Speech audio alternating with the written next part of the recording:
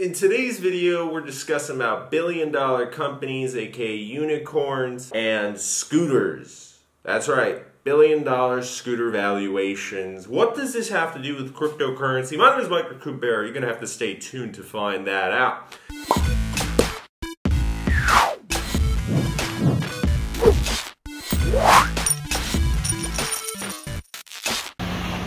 Bay has found lime.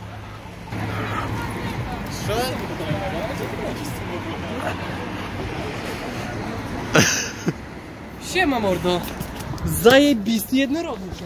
Spoko. Kurwa, mogę cię pogłaskać jeszcze? A ty jesteś kurwa sexy.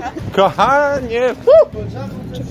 Scooter startups, they're fun, they're fast, they're convenient, and they're very cheap, especially in certain areas of the world. In Poland, for example, they've recently arrived. I saw a Lime scooter. I was so impressed with it during our France trip. It was amazing. Paris is a huge city.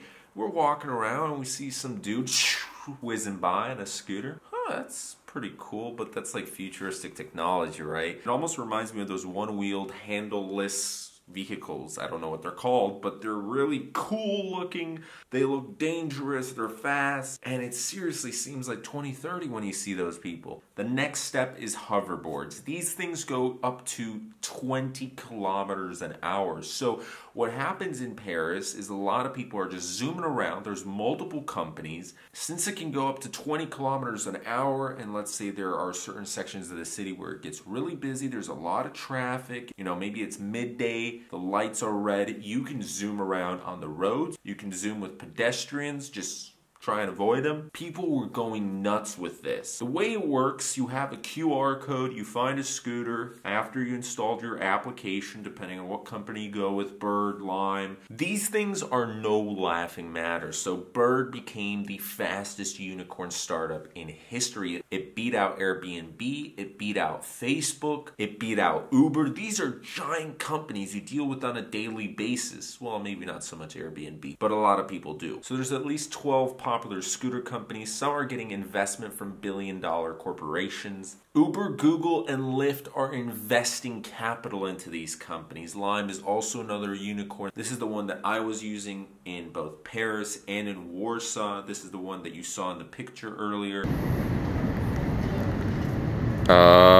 She's coming. Google is investing capital into Lime. Uber is investing capital into Jump. Lyft is investing capital into, well, its own Lyft scooters, and they're now facing most likely a lawsuit from Xiaomi. They're saying they can't use their scooters and just rebrand them. But still, these are tech giants investing billions of dollars into scooters. Some people may think it's ridiculous. There's a lot of vlog reviews, there's a lot of news stories that are saying it is apocalyptic scenarios with so many scooters just littering the cities. It is a really bad business model. There's no reason it should even be worth $100 million, let alone billions of dollars. And I am on the pro side. I think they're great. I would rather use a scooter, especially if it's summertime, it's beautiful, it's a new city. I'd rather use a scooter than pay for public transportation. It's around the same cost. In certain cases, it's less than that. For short distances, you're probably going to be paying less compared to a taxi, Uber, whatever, bus. It's 10 times more fun. You have full control over it.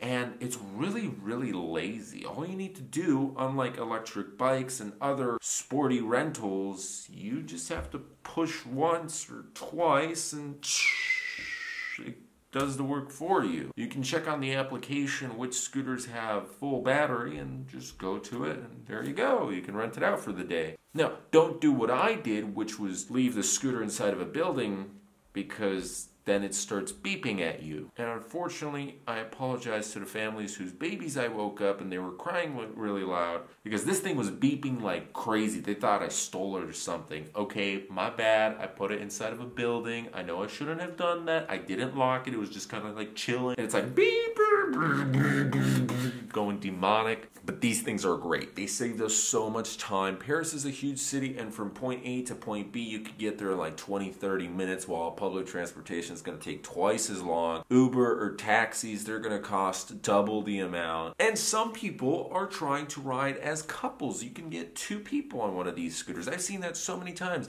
Me and my girlfriend, unfortunately, even though we tried it 3 or 4 times, we weren't able to make it work. I guess I'm too big. Okay. Oh my god.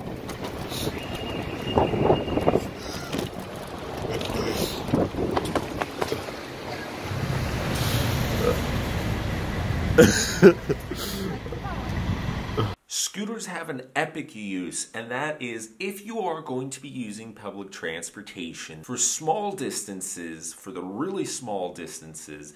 If a bus is going around a corner and it's a one-way street and it's got to do this and that, scooters can be faster and they can be cheaper than that. Unlike bikes, if it's a personal or a rental bike where you need to find a station, here in Poland you have Vetorilo bikes. They're wonderful, but I prefer the scooters. With these scooters, you're able to leave them wherever. Now, there is a second bike company in Warsaw. I'm not sure what it's called, and I never used it because it's aimed at a younger generation or people who are just smaller. I am a 6'3" individual. I cannot fit on that bike. Like, I'd have to bend down like this. It's like a little BMX bike. It looks really cool, but it's tiny. It's almost like the junior Vetorilo, which they do have a couple of those stations. And Vetorilo also made like this electronic hybrid, which is sort of like the scooters where you have to pedal less, and then it's like gives you like 10 kilometers an hour or whatever. That's great, but again, problem with the stations. So if bikes were the same as these Lime or Skip or Bird or whatever, maybe people would use them more. Now, there are a bunch of these stations, but still there's certain areas outside of the city, the main Śródmieście downtown, right? And this applies probably to most of the cities of the world. It's these outer areas that have the biggest problems. In Warsaw, public transportation is great. To commute from point A to point B to point C, it's really easy. There's a lot of options. In certain cities like Las Vegas, the first mile, last mile problem is existing, where you have to walk or bike or somehow get to the bus and get from the bus to work, and there's anywhere from 5 to 20 minutes of walking in between.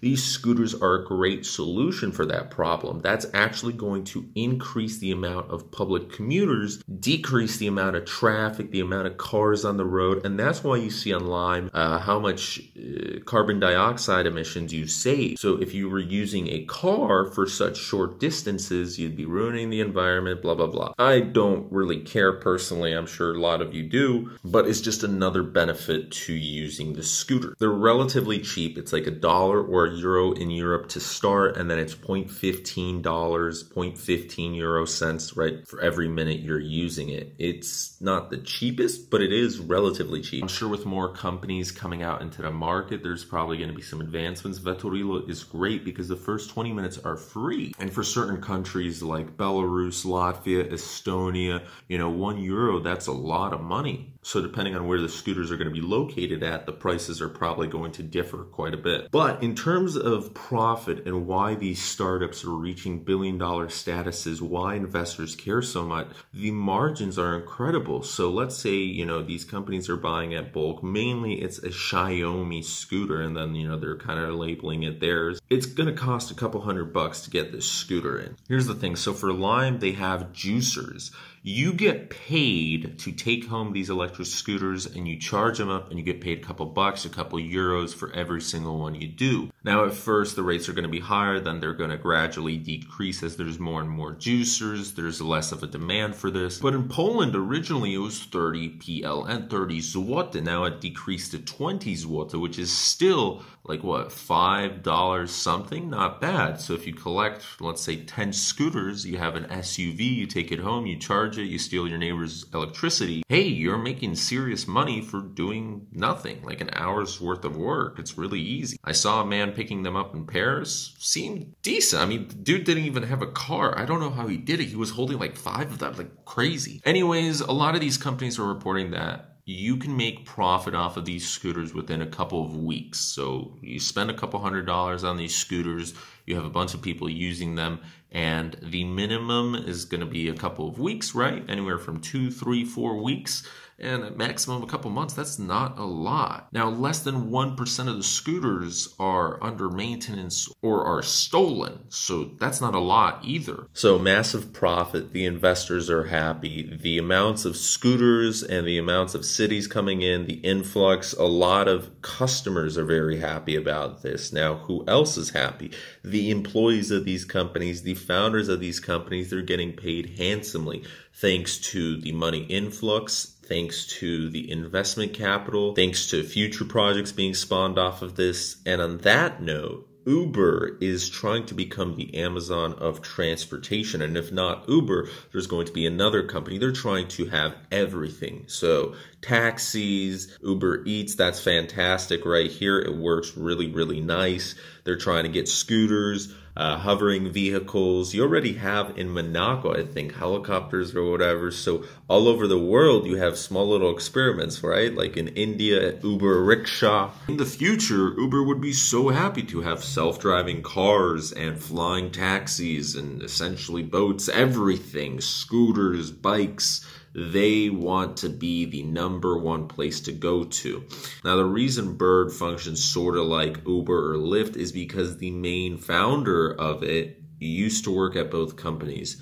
So in some areas, unfortunately, scooters are banned because before they get permission from the lawmakers of the region, they just move in and hope nobody notices. And when there is a problem, then that's when the legalese gets involved. At the end of the day, a few places will ban it, such as San Francisco or Columbia, Ohio. But hey, I mean, world domination, that's the #1 thing these billionaire unicorn startups are looking at. So it's something to get inspired about as a cryptocurrency community. I think there's a lot we can learn from these industries that are sprucing up out of nowhere, these startups that are billion-dollar valuations, the sharing economy, new technology. I'm excited. We're living in a good time. I am happy for 2019 to arrive. Thanks so much for watching today's video. If you enjoyed it, please leave a like, comment, subscribe, and share. And we shall see you guys in the next video. See ya till then. Kubera in and out. Bye.